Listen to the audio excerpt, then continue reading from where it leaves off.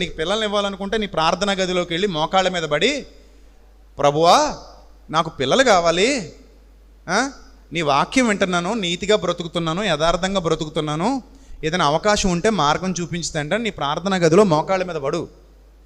ఆయన నీకు ఇవ్వాలనుకుంటే అక్కడే ఇచ్చేస్తాడు, నువ్వు ఎక్కడికి తిరగక్కర్లే.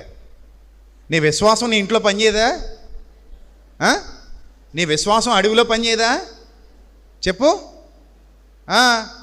నీ విశ్వాసం చేప కడుపులో ఉన్నా పనిచేస్తుంది, అగ్నిలో ఉన్నా పనిచేస్తుంది, జలముల్లో ఉన్నా పనిచేస్తుంది. నాయన విశ్వాసం ఉంటే ఇందు అందు అనేవి సందేహం లేదు. ఎక్కడికి వెళ్ళినా విశ్వాసం అక్కడ వర్క్ చేస్తుంది. అందుకే పాట ఉంది, జలములలో బడి నేను వెళ్ళినా అవి నా మీద పారవు, అగ్నిలో బడి నేను నడచిన జ్వాలలు నన్ను కాల్చజాలవు,